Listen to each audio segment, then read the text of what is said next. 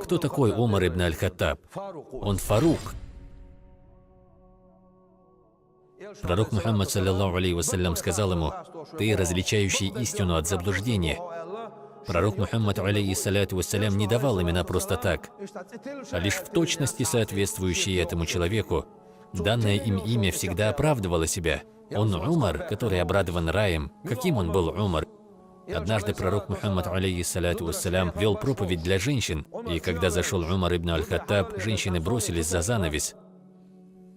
Тогда пророк Мухаммад, алейхиссаляту вассалям, посмотрел на Умара и улыбнулся. Говорят, что тогда Умар очень опечалился, подумав, что он жесткий и черствый. «Они тебя боятся, Умар», — сказал пророк Мухаммад, алейхиссаляту вассалям. «Они тебя боятся, о Умар». И в тот момент, когда на лице Умара появилась печаль, пророк Мухаммад, саллаллаху алейхи вассалям, сказал ему, поясняя: «Клянусь Аллахом, о Умар, как только шайтан, двигаясь по улице, встречает тебя, то он перебегает на другую улицу и обходит тебя стороной». Об Умаре ибн аль-Хаттабе сказано: «На сердце его правда, и на языке его правда».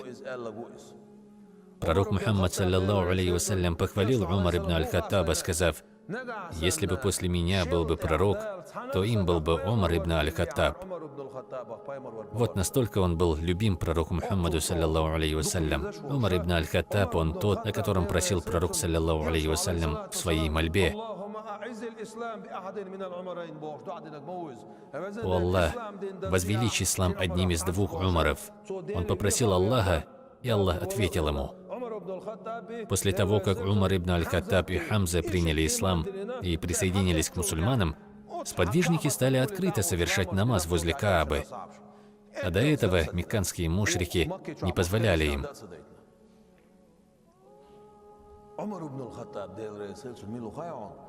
Знаешь, кто такой Умар ибн аль-Хаттаб? Это тот Умар, который, находясь при смерти от ударов кинжала, сказал своему сыну Абдуллаху: «Ты иди и передай Айше от меня салям. Ты не говори, что повелитель правоверных передал салам. С сегодняшнего дня я не повелитель правоверных. Ты скажи, что Умар сын Хаттаба передал салам. Ты попроси у нее разрешения похоронить меня рядом с пророком Мухаммадом, алейхиссаляту вассалям, и Абу Бакром».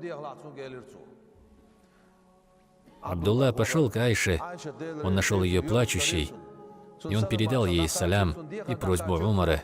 Тогда Айша, да будет доволен ею Аллах, ответила: «Я приготовила это место для себя, потому что пророк, алейхиссаляту вассалям, похоронен в моем доме, а рядом с ним похоронен Абу Бакр ас-Сиддик». И тогда Айша повторила: «Я приготовила это место для себя».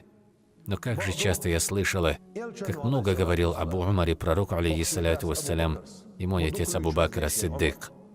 Как же часто я слышала в речах пророка, саллаллаху алейхи вассалям: «Я, Абу Бакр и Умар», когда «я, Абу Бакр и Умар были вместе».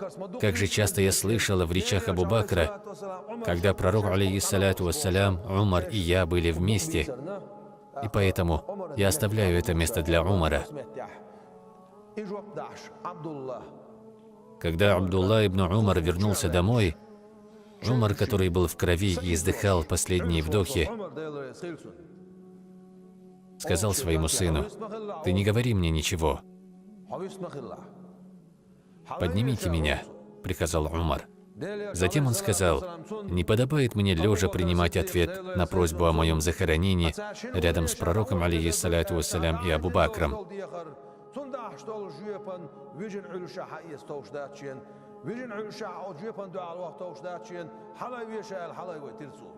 Ведь он даже не знал, каков был ответ Айши. Это тот Умар, о котором Уфман ибн Аффан после его смерти сказал: «Я видел во сне Умара». И спросил я его: «Что сделал с тобою Аллах?» Умар ответил мне: «Когда меня положили в могилу, и вы, обернувшись, ушли, пришли ангелы Мункар и Накир». Мункар и Накир — это очень грозные ангелы. Некоторые говорят, что они уродливые. Так нельзя говорить об ангелах.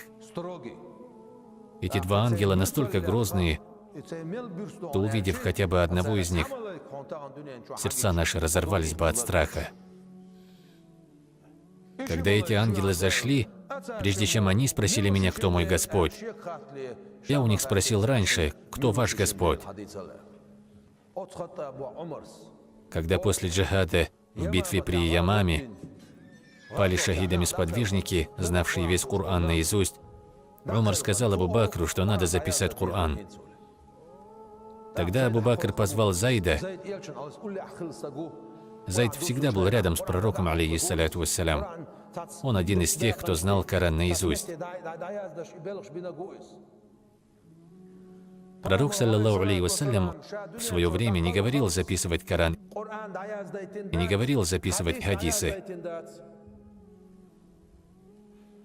Наука о единобожии и правилах чтения Корана не была записана во времена пророка, алейхиссаляту вассалям. Тогда что мы должны делать? Псевдосалафиты хотят сказать, что все это харам? Когда Зайд подошел к Абу Бакру и услышал просьбу записать Коран, он сказал: ведь пророк, саллаллаху алейхи вассалям, не записывал Коран. И послушай ты, что сказал ему Умар ибн аль-Хаттаб, он же Фарук. Он не тот, кто бросает слова на ветер.